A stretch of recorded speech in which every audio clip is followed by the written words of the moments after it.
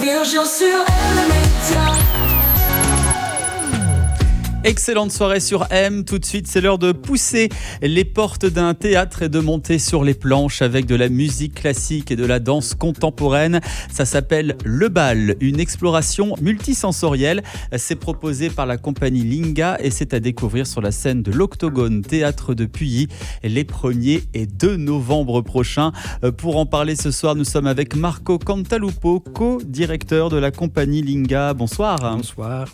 Alors tout d'abord, on va parler un petit peu de cette compagnie. Est-ce que vous pouvez nous présenter en quelques mots la compagnie Linga ?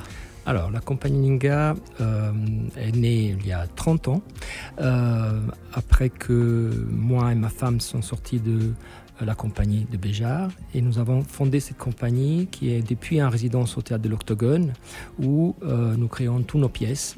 C'est une compagnie de danse contemporaine qui travaille sur projet et qui tourne un peu le monde après avoir créé les spectacles ici à Lausanne. Le Bal est la dernière création que l'on peut notamment retrouver dès la semaine prochaine à l'Octogone Théâtre de Puyi. C'est quoi concrètement le Bal ? Alors le Bal, c'est un groupe de gens, des jeunes gens qui se retrouvent pour un bal, mais qui sont confrontés à des musiques classiques, intemporelles, issues d'un répertoire de musiques indémodables. Alors, ça passe de la valse de Strauss à un sarabande de Rameau. Et l'idée pour nous a été de confronter une gestuelle actuelle, contemporaine, à des musiques qui font partie d'un répertoire immatériel, mais qui ne sont plus tellement écoutées. C'est vous qui avez choisi les titres ? Oui, c'est nous qui avons choisi les titres. Nous avons travaillé avec Francesco Biamonte qui a été conseiller musical sous cette création, et nous avons aussi un compositeur, Mathias Delplan, qui a créé quelques musiques électroniques qui sont entre les morceaux de musique classique. Qu'est-ce que vous cherchez à créer en mélangeant le classique et le contemporain ? Mais en fait, ce qui a été important pour nous, c'est justement de confronter notre gestuelle contemporaine, résolument contemporaine, à des musiques, comme je disais, classiques. Et nous nous sommes rendus compte que ça a été un peu un travail de mémoire aussi, de mémoire gestuelle, puisque nous avons fait appel à des balles anciens comme la ronde, comme la valse, mais aussi une mémoire musicale. Comme je disais avant, c'est rare aujourd'hui d'entendre des musique contemporaine ou simplement moderne à 3 temps. Donc c'est vrai que c'est quelque chose qui nous a vraiment intéressés, et aussi voilà, l'idée que la valse est quelque chose qui n'est pas démodé, qui n'est pas de l'apanage simplement d'une autre société, mais qui est un bal très populaire. Il y a 6 interprètes sur scène qui ont un rôle bien particulier. Ils viennent de tous les horizons. Quels sont ces interprètes ? Alors, notre compagnie voyage, comme je disais avant, à travers le monde, et au fur de tournées, nous faisons des rencontres, et souvent nous demandons à des danseurs que nous rencontrons de joindre la compagnie. Donc effectivement, comme vous disiez, nous avons des danseurs qui viennent de Hongrie, de Roumanie, de France. Très cosmopolite. Voilà, très.